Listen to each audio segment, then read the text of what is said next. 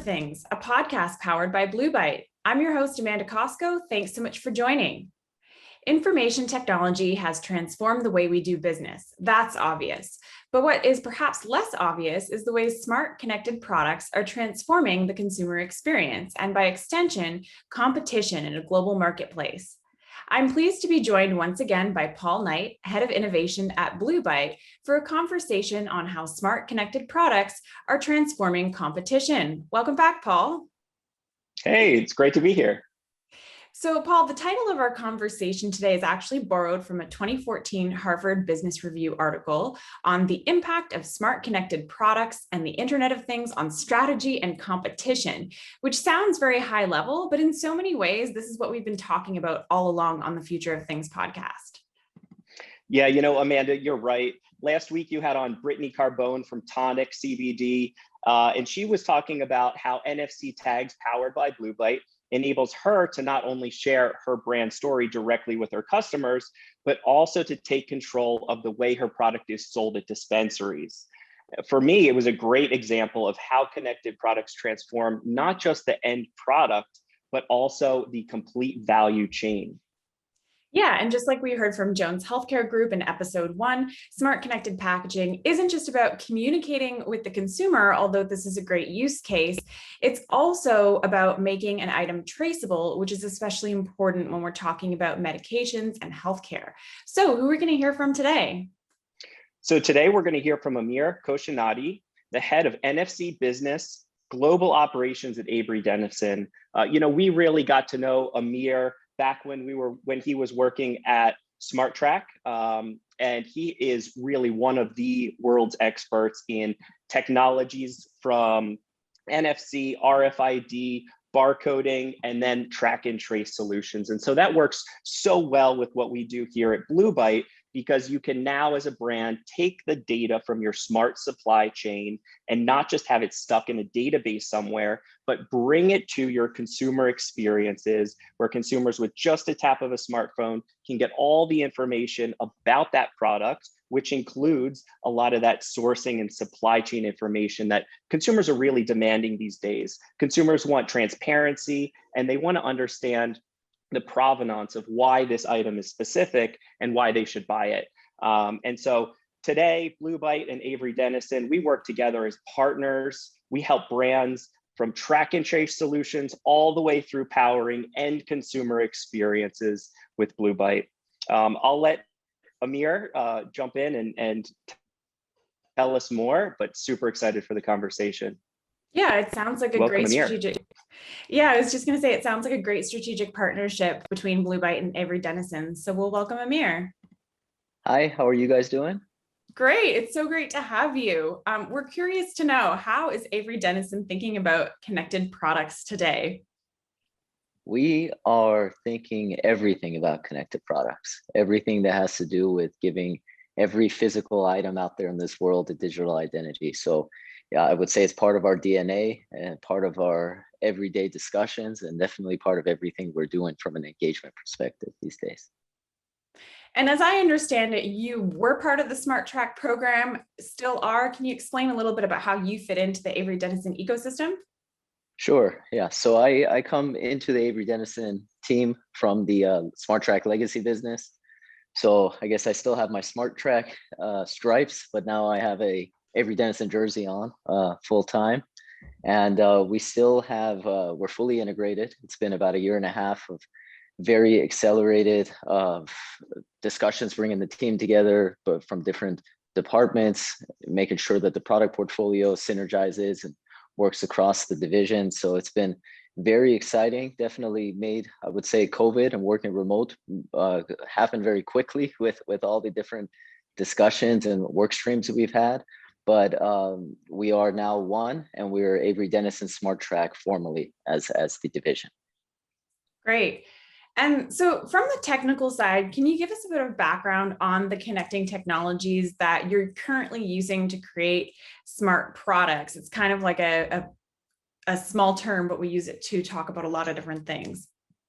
Absolutely. So from a digitization perspective, now I'm going to bring it down to the tag level. We have a a broad range of products that range from different frequencies. We have our specialty division that hits on every kind of inlay from UHF to NFC to even low frequency cattle ear tags, for example, and even converts them to durable form factors and for ruggedness and adverse environments. But really the bulk of the conversation today is going to be around our UHF product lines, ultra high frequency, what you see traditionally for supply chain visibility, inventory tracking, and really overall just visibility through different nodes of the supply chain. And really where my passion area is around near field communication, NFC technology. So being able to use the power of today's smartphones to engage with products off of a short frequency and shorter distance, really millimeter read ranges. And our portfolio spans all these different frequencies, comes in many different shapes and forms.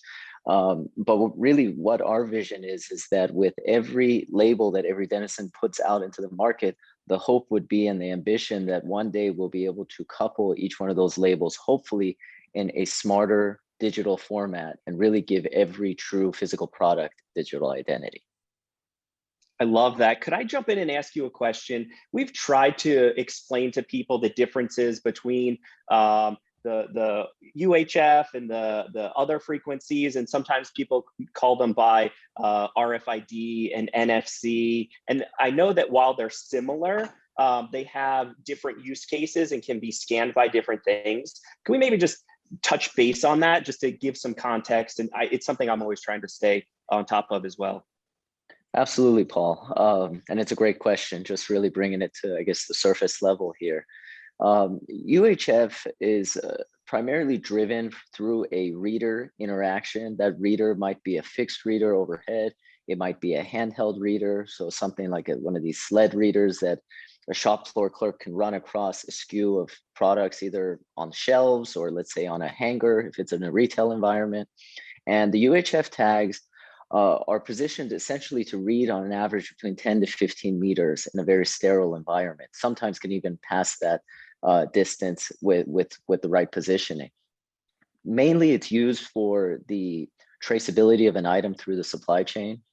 The differentiator here is when you get into the NFC world, it's typically utilized as a value prop post-sale.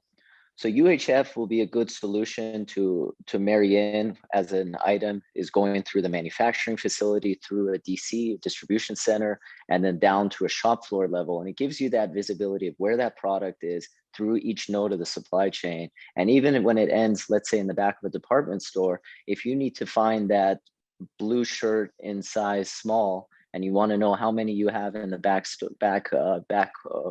room over there, you're able to really essentially do that with the readability of a UHF tag. Now, let's say that product converts into a sale and you want to have a digital trigger and experience behind it. That's really where the value of an NFC tag comes in. So it gives you not only the ability to pay for an item because it is the same frequency, but it actually gives you the ability to go one-to-one and get an experience from that product. And then also gives the brand a lot of value into who that consumer is, and hopefully starts to build a circular economy with that customer and the product itself. That was super helpful. So if I get it right, RFID mainly for the back of house operations, supply chain management, and then NFC can be used at the point of purchase for consumers to buy stuff, but also to interact with products post-sale through end of life. That's correct. Very cool. So I wanted to ask about some use cases for these technologies that may not be as top of mind. And you already mentioned one, cattle tracking. You know, when you think of Avery Dennison, you definitely think of tags, but I didn't think about tags on cows somewhere. So can you talk about different use cases that you're finding as your business grows? Absolutely. And this can span many different verticals, many different applications. I guess keeping it to the example of NFC, a lot of times, a lot of brands want to marry in the SKU information of a product. So let me just use one that we publicly share. We've actually collaborated with Blue Byte on, so I think it's really relevant for the conversation here. And that's our basically collaboration with Adidas and what we've been able to do across the different SKUs of products. We started with the Adidas Telstar soccer ball. So it was at a time where the World Cup was front and center around the world. And really, we wanted to do something unique with a prominent brand, especially at a time where soccer or football in the global scale was picking up traction. And as a result of it, we were able to take one of our Circus NFC tags, use it as a bill of material. So as this ball was manufactured, the NFC tag itself was manufactured into the soccer ball. And then all the information, the SKU information of that product was married into the ball as well. So it served as a tool for one, operational efficiency. So it told you how many of these balls were produced on that line that day with that timestamp. It authenticated the ball. And then it also gave you all the SKU information for that ball. So if there was ever an unforeseen situation, such as a recall or any kind of warranty issue, you could trace it back to that line where the product was produced and that operator, and then backtrack every other ball that was produced at that time. And true value kind of came after the fact outside of that. And that was the collaboration with Blue Byte. Being able to bring together the real world authentication of the product in a digital format, and then also the consumer engagement that came behind it. So we were able to provide every basically adopter of that soccer ball an experience with that ball. They could register it to themselves under a profile. It gave them gamification around the world. So during the World Cup time, everybody was engaging with the balls and going to the Adidas website. It would give you the ability to go through many different levels of challenges and upload your results. And it was all basically under this arena of having a physical product with a digital identity that you could engage with. And this example works horizontally across many different segments. Specifically with Adidas, we were able to do it under a couple different lines of their footwear, with the Parley and the Boost shoe as well. And same concept. So bill of material, embed the product, utilize it from a authentication perspective, and then you basically have a plethora of consumer experiences that kind of tack on at the tail end.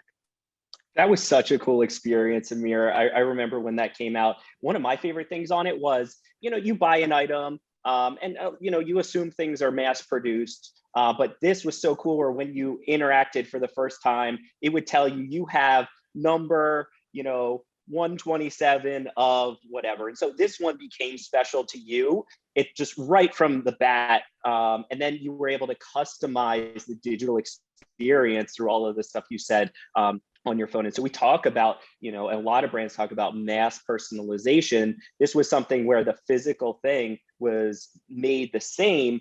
You knew exactly which one you had, and then you personalized that experience around it. And I think we got to include one of this photo as part of the conversation. Vladimir Putin actually gave one to then President Donald Trump.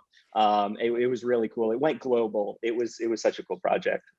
Absolutely. And the interesting thing about that one, I think it was about 6 a.m. I'm on the West Coast, and I just taken a shower, came back to my phone, and I had a bunch of messages.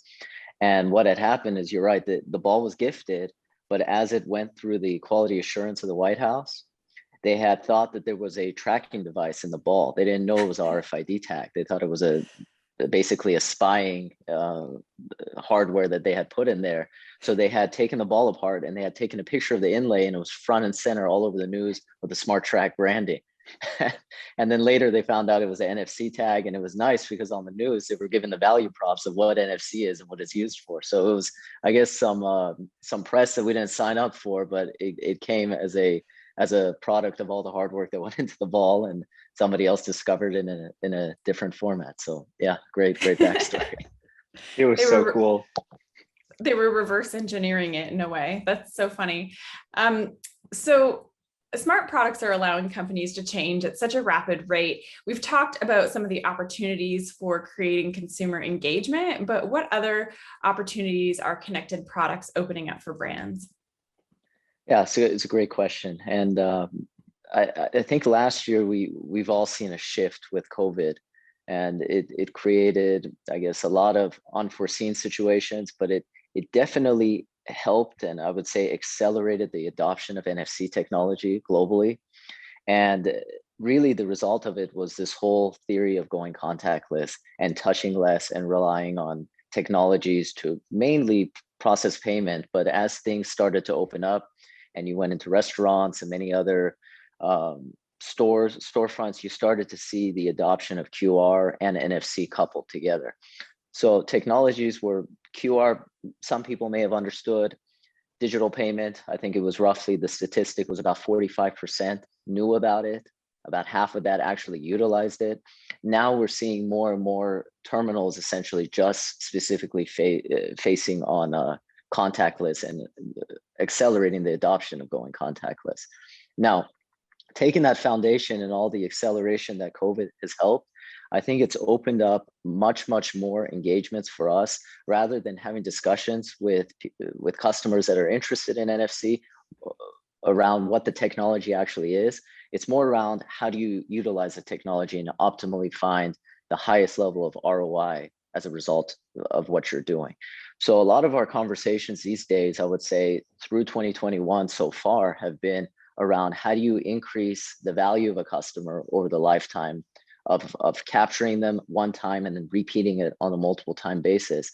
And equally, how do you lower the cost of acquisition of a customer, that true CRM capture cost? And COVID has assisted with that, because a lot of times now when customers are walking in, they're engaging with products, their digital triggers are essentially prompting an experience and prompting an action as a result of it. So that action might be a shelf talker, so it can give you more information about the product.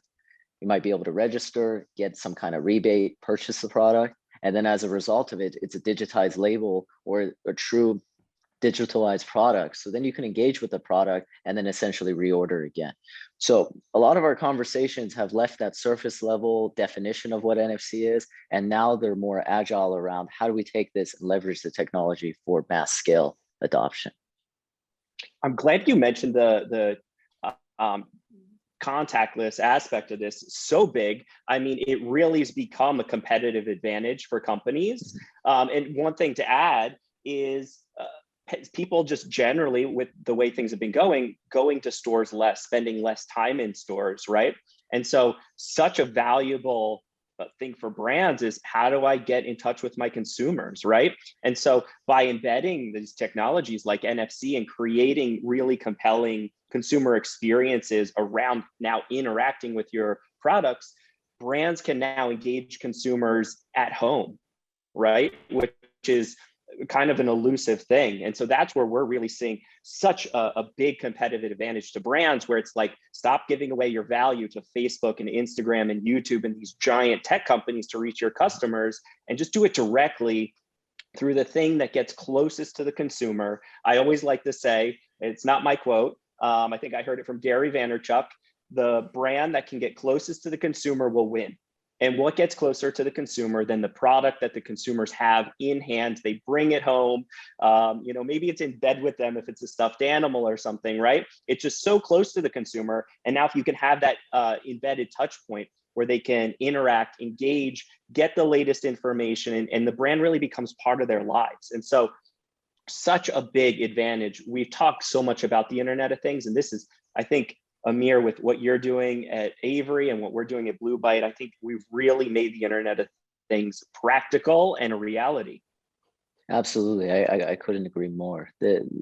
We always say that really the possibilities are endless, but in reality, that's the direction we're going. So you might have an experience that is generic, but as you move up the capability ladder and you get to the top quadrant where you find a secure authentication, like a type 4 NFC tag, you really have the ability, Paul, to your point, to draw the brand very close to the consumer. And from a brand perspective, you know who the consumer is, you know what their habits are, and you can draw one-to-one experiences for them each time they tap. So if it's let's say it's a certain type of jersey, you can tap that jersey, you can get that player's Spotify playlist daily. And that could update every day that you tap that jersey.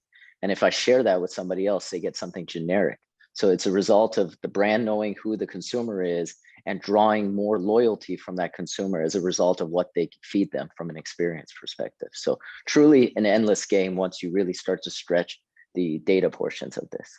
100%. And just to keep this going, yes, it's the consumer engagement side. One of the things we've been talking more and more about recently, I think it's a big topic for a lot of brands, is going circular, right? And the hardest part about building a circular product life cycle is the end of life of a product, right? Because the consumer has it at home and it's so easy for them to just throw it away or I mean, usually it gets thrown away, right? And there's a lot of value still in that product, maybe for another consumer, or maybe the raw materials, if you could get them back. And so again, having that touch point for the consumer, it's a great for customer experience and engaging consumers. But for you as a brand, trying to go circular and trying to lower your supply costs and get more out of the things that you make, right? I mean, that's the whole premise of the circular economy. You need to have consumers involved so that they can do all of those reverse logistics things, whether it's return it to the store and get a promotion, or now you have them back in the store. Amazing, right?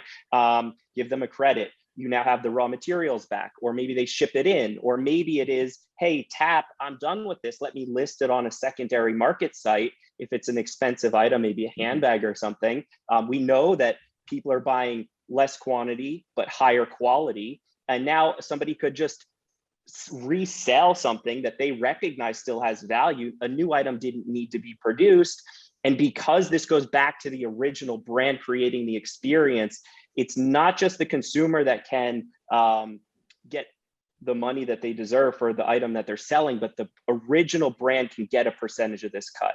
And this really is what changes the market. I get so excited about it because it really changes the economics of producing products and how brands can be sustainable. And so I think that there is a corporate social governance conversation as well to a technology that can be talked about just as a contactless perspective, or just from a payments perspective, or just from a consumer experience perspective. I think it brings so much together. And that was just one thing that I wanted to touch on because I'm really excited about it, especially right now.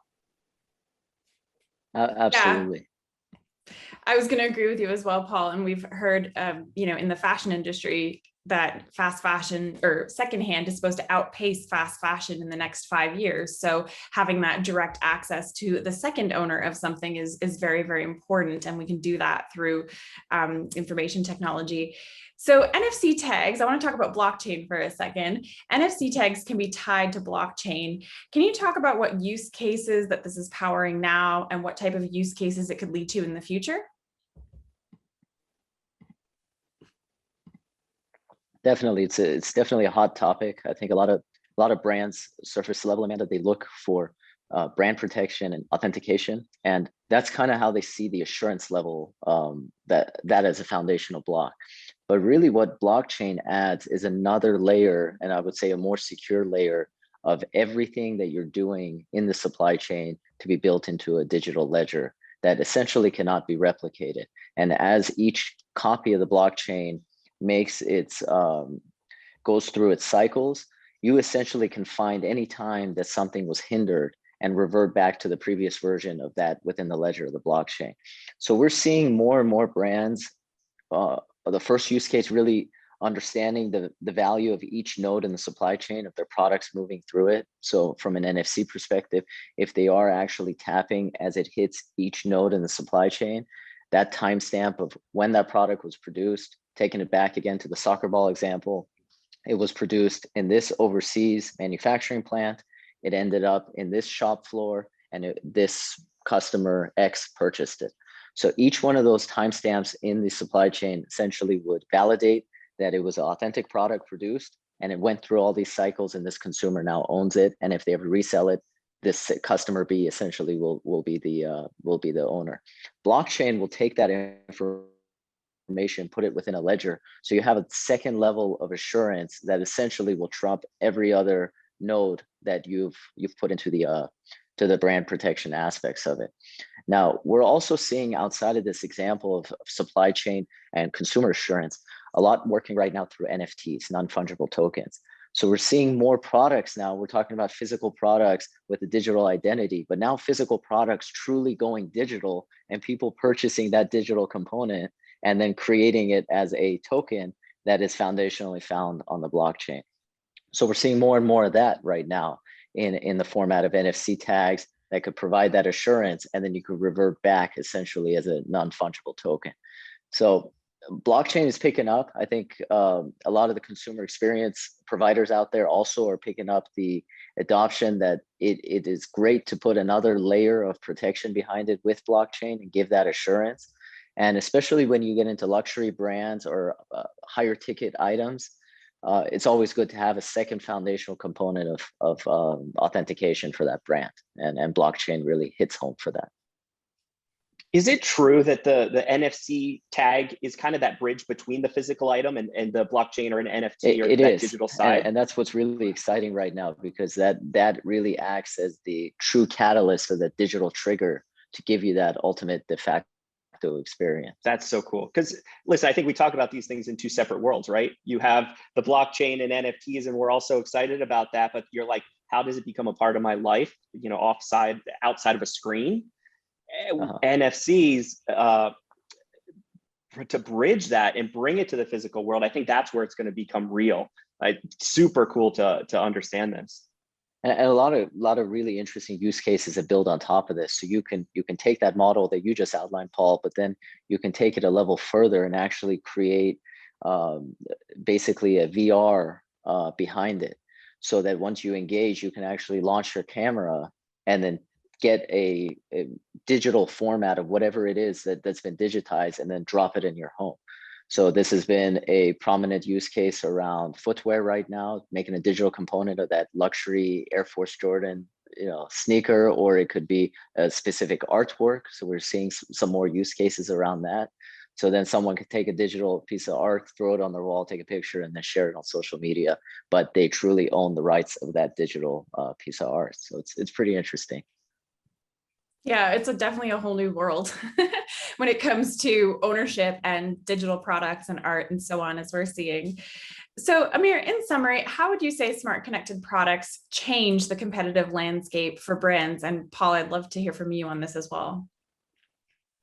Yeah, I would say from my perspective, it's created a paradigm for brands to truly come closer to consumers. And I think that in itself can be a topic where the brands we can bring out all the value props that it brings for the brands, and then all the value props it brings for the consumers. But ultimately, this theme of bringing brands and consumers as close as possible and creating a unique bond, so the brands don't have to spend as much from a marketing perspective, and they draw more value out of the consumers, and the consumers have more loyalty to the brand as a result of all the investment the brands are doing to basically bring whatever that product is closer to them and kind of repeat the cycle. And again, COVID has assisted with this. So I think that's the really exciting piece of all of this, is that the technology right now is in high adoption as a result of the state of the market we're in.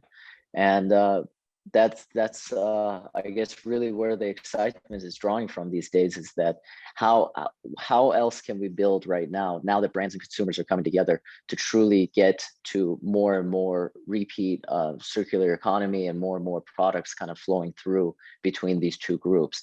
And I think Paul touched on it really well earlier, that as you get more on the sustainability topic, this is really what the next level is going to be, that brands, consumers come together, you create more assurance basically around the brand, the products they're selling. And then as a result of it, everything they're investing in somehow can come back to the front of the supply chain, get recycled, and the ease of purchase is once again repeated and much more streamlined. 100% agree 100% with you, Amir. I do want to zoom in actually on the consumer experience side and why that's so important from a competitive aspect for the brands. And I kind of touched on this, where the brands, to reach consumers, they have to generally go through a platform. I mean, maybe a couple of years ago, it was television or the radio. And there was a lot of providers that you had to go through to get your message aired. But things have evolved. And we still talk about direct to consumer, but it's like direct to consumer through an Instagram, through a TikTok, through a YouTube, through you name the platform. And who are the largest companies in the world? It's the Googles, it's the Facebooks, it's the people that own these channels of communication, right? And how were they able to grow this big? It was through network effects. When you have a connected system, every new person on Facebook adds value to the other people on Facebook.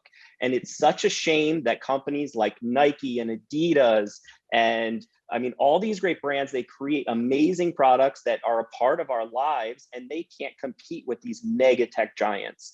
But with technologies like NFC, creating these amazing consumer experiences around the ownership of a physical product, these brands can now create network effects within owning their products, where if I own the Air Jordans and Amir, you own the Air Jordans, there's more there to do and consume, and the community aspect of it exists virtually, not just with the kids down the street from you that may or may not have the item. And so I think the big turning point here and really flipping the script is if brands take this seriously, they can leverage the network effects of their products in the same way that social media networks have been able to leverage those network effects. And if I remember back from kind of business, there was like two main ways that you can create a competitive advantage in the market. And one is brand, right? And the other is network effects, where they're so sticky. And so brands are so good at the brand part. Let's get them and empower them with these network effects. And it's going to change the economy. And I think it's going to change the value of what companies kind of are the most valuable in the world. And so I think that is so exciting for me. Absolutely. Yeah. So anything else you'd like to add, Amir, before we close off for today? I would just say really enjoyed this session. Really enjoy the partnership with Blue Byte as always. It's great to see Paul, and I look forward to just really accelerating more and more of these use cases. I think the market is ready for it, and it's ready for more innovations and more lessons learned, so we can take those carbon copy use cases and use them many different places. So as always, exciting and great conversation. So appreciate the time. Yeah, thanks so much for being here. And how can people follow you and stay in touch? I would say just LinkedIn, and then between all the channels between Avery Dennison Smart Track is probably the best way to go. Okay, great. Thanks so much, Amir. We really appreciate it. Thanks, man. Such an honor. Yeah, thank you. Speak soon. Take care. So, Paul, I don't know about you, but I found that super interesting. It was great. Honestly, I learned a lot. I didn't realize that the bridge between the digital and the physical could be NFC chips. And so learned a lot there. Amir's always great. So I couldn't really say more. Just so insightful. Yeah. And I didn't realize that Avery Dennison was so embedded in circularity and thinking about end of life and so on. So that's really great to know that they're thinking about that. Yeah, we need that. Any closing thoughts the world you want to needs add? that. I think that's my closing fact is really it's not technology for technology's sake. While it may seem complicated, these different acronyms and terms, I get confused on it. It's really about the practicality of this. We know that we want a more sustainable supply chain. We know we want a circular economy. We know we want to stop throwing away value. We know we need to reach consumers closer. It becomes, how do you do that? And then just learning about, hey, it is technology that's going to help us get there. That was my big takeaway. Great. Yeah. And also, I think that he was saying that the conversation has evolved because of COVID. He's no longer explaining what is NFC, what is QR. It's actually getting to, okay, how can we implement these because people understand the necessity of them. So that was really interesting as well. I agree. Well, thanks so much, Paul. Thank you so much, Amanda. It's always great to be on with you. You're such an inspiration, and give me a call whenever you'd like to have me back on. Absolutely. So that was Paul Knight, head of innovation at Blue Byte. You also heard from Amir Khoshniyati, the head of NFC Business, global operations at Avery Dennison. The Future of Things is a podcast powered by Blue Byte. Blue Byte connects brands and consumers through products. If you enjoyed today's episode, be sure to subscribe to the show on iTunes, Spotify, or wherever the best podcasts are found. I'm your host, Amanda Costco. Thanks so much for tuning in.